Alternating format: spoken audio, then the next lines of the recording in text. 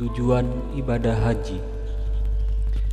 Haji sebagai ibadah fisik, ibadah rohani, dan ibadah dana bertujuan untuk memusatkan segala yang dimiliki hanya tertuju kepada Allah dan dilaksanakan bukan di tempat yang sepi, melainkan di tempat berkumpulnya orang banyak. Boleh jadi orang yang menjalankan ibadah haji ditemani oleh istrinya, namun ia tidak boleh berbicara dengan dia yang merangsang nafsu birahi.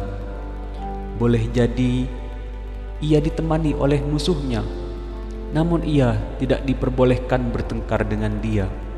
Ini semua dimaksudkan agar ia mendapat pengalaman rohani yang tinggi, bukan sekedar pengalaman rohani orang bertapa yang memutuskan hubungan dengan dunia luar, dan bukan pula pengalaman rohani yang menjalankan ibadah di pojok yang sepi,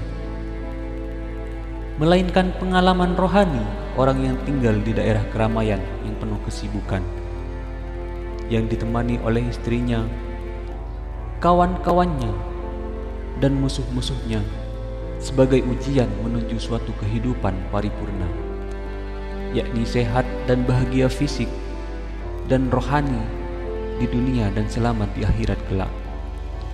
Ibadah haji yang mulia tapi berat ini erat pula kaitannya dengan perintah berkurban. Surat Al-Maidah. Pesan-pesan Allah Subhanahu wa Ta'ala. Hari ini usai sudah ibadah haji, para jemaah telah bersiap kembali. Ada pesan Allah yang bermula tertuju kepada mereka yang baru saja menyelesaikan ibadah haji, namun ditujukan pula kepada seluruh kaum muslimin, bahkan diamalkan secara populer walau hanya setengah maksudnya oleh hampir semua muslim. Sahabat Nabi SAW, Anas bin Malik, suatu ketika dikunjungi oleh sekelompok kaum muslimin. Doakan kami, kata mereka. Rabbana atina fid dunya hasanah wa fil akhirati hasanah wa qina adzaban nar. Tuhan pemelihara kami, anugerahilah kami hasanah, segala yang baik di dunia, dan hasanah, segala yang baik di akhirat, dan peliharalah kami dari siksa api neraka. Singkat nian doamu, kata mereka. Apalagi yang kalian inginkan lebih dari itu? Kebajikan dunia dan akhirat telah kumohonkan. Doa Anas bin Malik di atas diangkat dari pesan Allah dalam Quran surat Al-Baqarah. Di sana setelah diperintahkan kepada para jemaah yang baru saja selesai melaksanakan ibadah haji agar banyak menyebut atau mengingat Allah Subhanahu wa Ta'ala.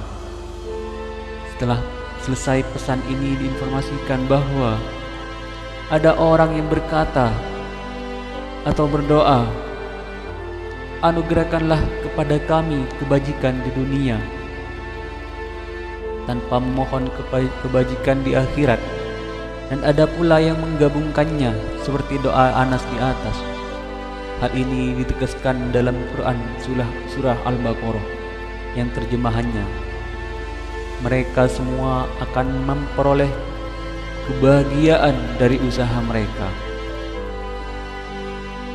Ada dua hal yang perlu digarisbawahi dari informasi tersebut.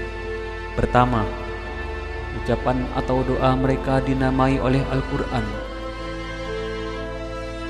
Usaha ini sebagai isyarat bahwa doa memang salah satu bentuk dari usaha manusia. Karena itu, hendaknya selalu harus disertai dengan usaha, bukan sekedar ucapan belaka. Pilu hati melihat yang hanya pandai memohon dan berkepanjangan pula tanpa dibarengi usaha. Mereka memohon tapi tidak berusaha. Kedua, Ayat di atas menjanjikan setiap doa atau usaha akan diperkenankan Allah Subhanahu wa taala. Semua akan memperoleh kebahagiaan. Siapa yang menghendaki atau berusaha memperoleh kesenangan hidup duniawi, maka kami segerakan baginya apa yang dihendakinya. Bagi orang yang kami kehendaki. Ayat ini tertera dalam Quran Surat Al-Isra. Demikian juga tentunya bagi mereka yang berusaha memperoleh kebajikan duniawi dan ukhrawi. Intinya sekali lagi adalah usaha. Mengenai kebajikan duniawi, ayat di atas tidak menjelaskannya, akan tetapi silahkan mengisi wadah itu dengan kebajikan apapun yang Anda inginkan. Namun tak ada salahnya kita dengarkan sedikit perincian para pakar.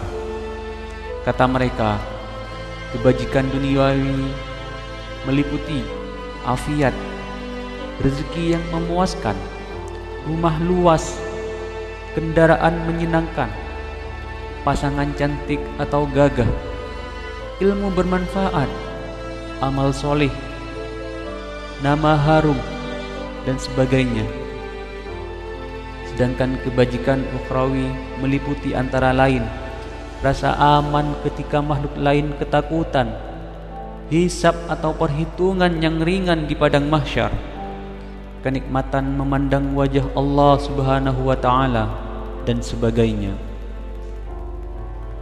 Akhirnya, haji sebagai ibadah fisik, ibadah rohani, dan ibadah dana bertujuan untuk memusatkan segala yang dimiliki hanya tertuju kepada Allah, dan dilaksanakan bukan di tempat yang sepi, melainkan di tempat berkumpulnya orang banyak. Dengan bekal kesadaran akan persamaan manusia dan kelemahannya di hadapan Allah, para tamu akan meninggalkan atribut-atribut kebesaran pada saat ia meninggalkan pakaian sehari-harinya dan mengenakan pakaian ihram. Pakaian khusus para tamu itu, dan sejak itu ia tidak akan cepat tersinggung apalagi marah, karena rasa kebesarannya telah pupus sejak ia miliki bekal itu. Langkah pertama untuk memperoleh dan memelihara bekal itu adalah meluruskan niat. Karenanya, singkirkanlah segala rayuan, hapus semua iming-iming duniawi, dan hadapkan wajahnya kepadanya semata. Nilai setiap perbuatan ditentukan oleh niat pelakunya. Itu keterangan pesuruhnya Nabi Muhammad SAW. Sesungguhnya wajar bagi setiap muslim untuk bercermin, menatap diri pada hari raya kesempurnaan agama itu, dan bertanya, telah sesuaikah sikapnya dengan ajaran Islam? Benar, sudahkah benar cara ia beragama? Sudahkah diperkenankannya firman Allah? Masuklah kalian seluruhnya di dalam agama Islam.